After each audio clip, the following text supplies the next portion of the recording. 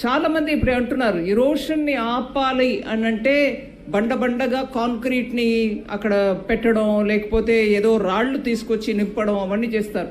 దానివల్ల బీచ్కు ఉన్నటువంటి, నాకు బాగా తెలుసు, మిగతా డిస్ట్రిక్ట్స్ నుంచి వస్తారు, ఇక్కడి నుంచి అంతర్వేదికి కూడా వెళ్ళడానికి చూస్తారు.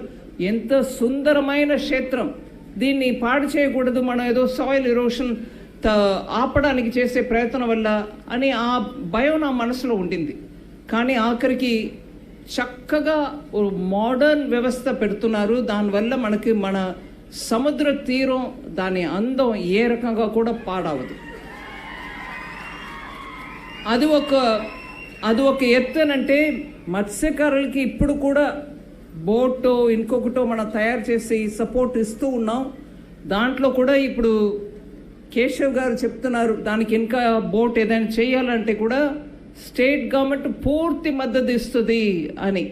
ఆ మాటని నేను వారిని ఇక్కడ వేదికపై ఉండగా నేను మీ ముందు చెప్తున్నా, మత్స్యకారులకి ఇక్కడ ఏ ఒక్క డిమాండ్ ఉన్నా కూడా స్టేట్ గవర్నమెంట్ పూర్తి మద్దతు పలుకుతుంది అనేదిని మనం గుర్తుపెట్టుకొని